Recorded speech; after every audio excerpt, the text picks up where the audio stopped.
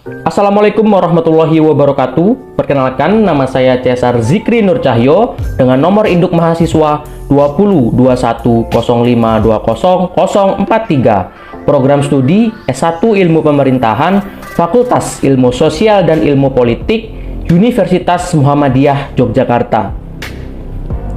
Pada kesempatan kali ini saya akan melakukan presentasi isi dari makalah yang telah saya buat, yaitu mata kuliah Akidah Akhlak. Presentasi ini dibuat untuk memenuhi tugas ujian akhir semester mata kuliah Akidah Akhlak. Pada kali ini saya akan membahas suatu topik, yaitu mengantisipasi perilaku kriminal, berita hoaks, penipuan online, dan cyberbullying di media sosial. Di zaman yang sudah canggih ini, bidang teknologi informasi berkembang dengan sangat pesat setiap tahunnya. Banyak sekali platform media sosial yang ada seperti Facebook, Instagram, dan Twitter. Media sosial merupakan tempat untuk mendapatkan informasi yang menarik dan juga sudah menjadi gaya hidup seseorang. Bisa kita lihat dari mulai anak SMA, SMP, bahkan SD sudah memainkan media sosial ini seperti itu. Media sosial bersifat sangat bebas, yang dimana para penggunanya dapat mengakses apa saja yang mereka ingin ketahui. Misalnya ingin mengetahui tentang berita hari ini, kemudian ada situs jual beli online, semuanya ada di media sosial seperti itu. Nah, apa sih media sosial ini? Media sosial adalah sebuah platform online di mana pengguna bisa mendapatkan kenyamanan interaksi sosial di jejaring sosial. Blog dan jejaring sosial adalah bentuk umum dari media sosial yang banyak digunakan oleh masyarakat. Menurut Andreas Kaplan dan Michael Henlein mendefinisikan, yaitu media sosial sebagai seperangkat aplikasi berbasis internet yang didasarkan pada ideologi dan teknologi web 2.0 yang mampu menciptakan dan bertukar konten yang ingin dibuat. Media sosial ini bisa dijadikan sebagai alat untuk silaturahmi kepada teman, sahabat, keluarga, yang bahkan teman yang sudah lama tidak ketemu dengan kita bisa mencarinya di media sosial ini. Nah, apa saja sih perilaku kriminal di media sosial ini gitu? Perkembangan media sosial yang sangat pesat ini, banyak sekali oknum-oknum menyalahgunakan media sosial ini kayak gitu. Banyak sekali perilaku kriminal yang ada di media sosial, yaitu mulai dari penyebaran berita palsu atau yang biasa kita sebut dengan hoax, penipuan online, dan perilaku bullying dan cyberbullying. Nah, apa sih berita hoax itu? Berita hoax adalah berita yang tidak sesuai dengan kebenarannya. Biasanya disebar oleh oknum yang tidak bertanggung jawab hanya untuk mendapatkan uang dari setiap para pengguna media sosial ketika mereka membuka situs berita hoax tersebut. Hoax ini berkembang seiring dengan popularitas media sosial. Media sosial memungkinkan semua orang menjadi pembuat atau penyebar berita palsu ini. Sebenarnya hoax itu awalnya hanya digunakan sebagai having fun lah, untuk bersenang-senang aja gitu, atau buat humor gitu, bercanda saja. Namun lama-kelamaan hoax dijadikan sebagai sebuah alat propaganda dengan tujuan politis. Misalnya melakukan pencitraan, menjelekkan nama seseorang, atau menjelekkan nama suatu kelompok nih. Berita hoax dapat menyebabkan kegaduhan, itu tentu saja kan, dan telah diatur dalam Undang-Undang Nomor 1 Tahun 1946 mengenai hukum pidana nih. Di dalam pasal 14 Undang-Undang Akwo menjelaskan dan menegaskan ayat 1, barang siapa dengan sengaja menyebarkan berita bohong dan menyebabkan kegaduhan di kalangan masyarakat akan dihukum dengan penjara setinggi-tingginya maksimal 10 tahun. Lumayan banget nih bagi orang yang menyebarkan berita bohong ini masuk penjara kayak gitu. Terdapat dua motif utama yang menyebabkan tersebarnya berita hoax atau berita palsu ini. Pertama adalah uang. Tentu saja semua orang suka dengan uang. Artikel berita menjadi sebuah virus di media sosial yang bisa menarik pendapatan iklan yang cukup banyak pada saat para pembaca mengklik link berita palsunya. Hal ini menjadi motif utama bagi para pembuat berita palsu. Lalu ada motif yang kedua. Apa sih motif yang kedua? Motif yang kedua adalah sebuah ideologis. Beberapa pembuat berita palsu berusaha untuk memajukan kandidat mereka yang mereka sukai. Jadi jika pelaku mempunyai kandidat yang tidak mereka sukai, mereka mulai tuh membuat berita yang aneh-aneh, menjelekkan nama kandidat tersebut kayak gitu. Lalu kedua, apa sih penipuan online ini? Penipuan online adalah tindakan perilaku kriminal yang berada di media sosial sebagai wadahnya tentu saja. Biasanya penipuan online ini terjadi ketika sedang berbelanja online di media sosial tersebut.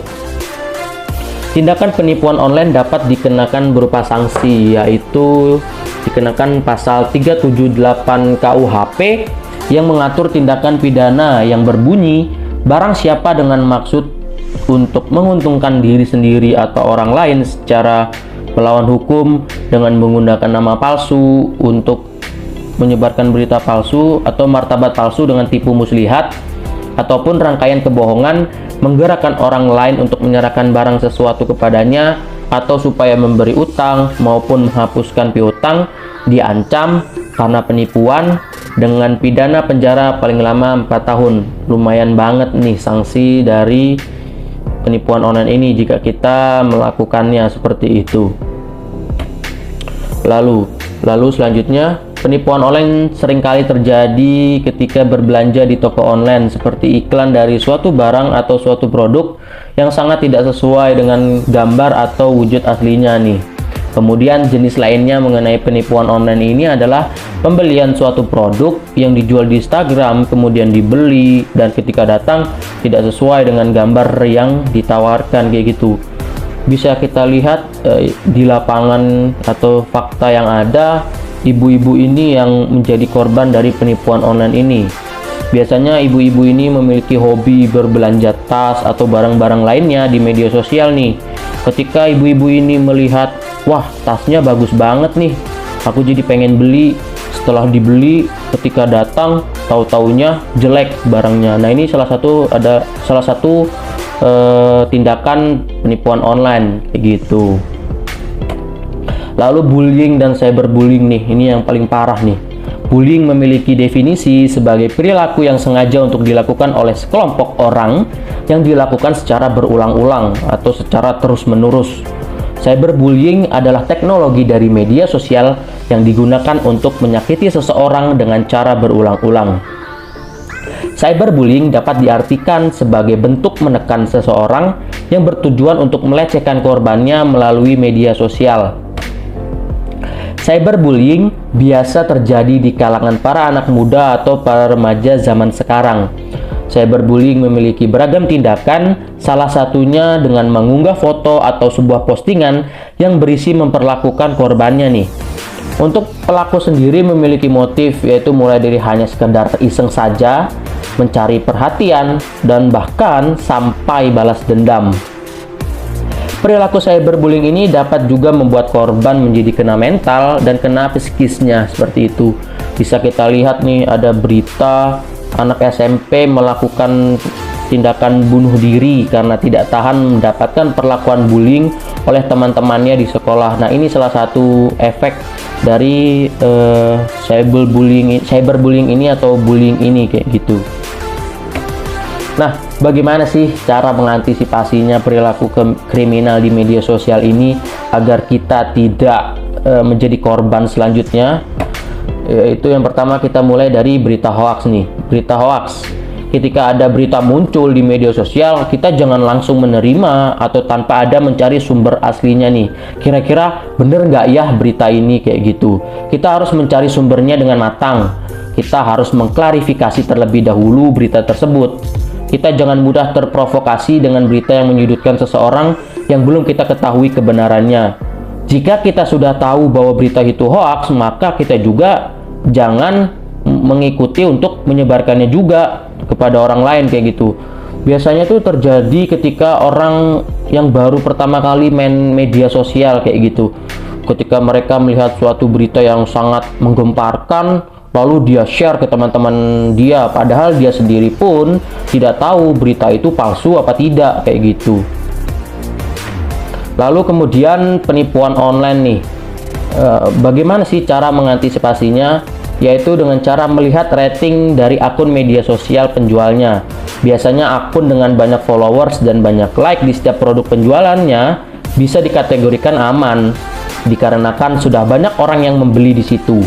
Tetapi kita juga harus waspada nih dengan akun media sosial yang followersnya sedikit dan jumlah like di postingannya sedikit.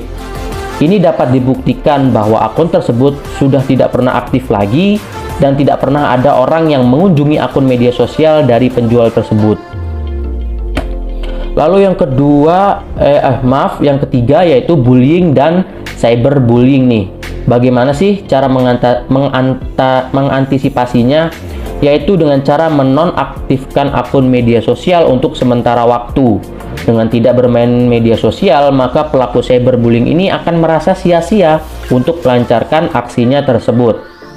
Jika ada akun media sosial yang berkomentar buruk atau menghina, jangan lupa untuk memblokirnya atau melaporkannya. Otomatis, sistem dari aplikasi tersebut tidak akan menampilkan komentar yang bersifat negatif lagi.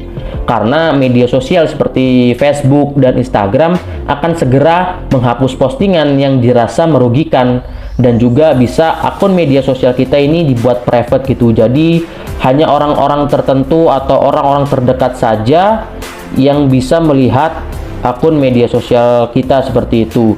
Jika ada orang yang tidak memfollow akun media sosial kita, ya mereka tidak bisa melihat isi dari akun media sosial kita, kayak gitu. Kesimpulannya nih, media sosial adalah sebuah platform yang memiliki banyak manfaat, salah satunya untuk mendapatkan informasi. Jadilah orang yang bijak dalam penggunaan media sosial ini. Jangan melakukan perilaku kriminal di media sosial yang membuat rugi banyak orang. Karena jika sudah melakukan perilaku kriminal, ini maka akan ada sanksi yang didapatkan ke depannya, seperti itu. Jadi agak cukup mengerikan lah ya, karena hidup di dalam penjara itu tidak enak. Baiklah, sekian dari presentasi saya mengenai materi mengantisipasi perilaku kriminal, berita hoaks, penipuan online, dan cyberbullying di media sosial. Terima kasih atas perhatiannya. Wassalamualaikum warahmatullahi wabarakatuh.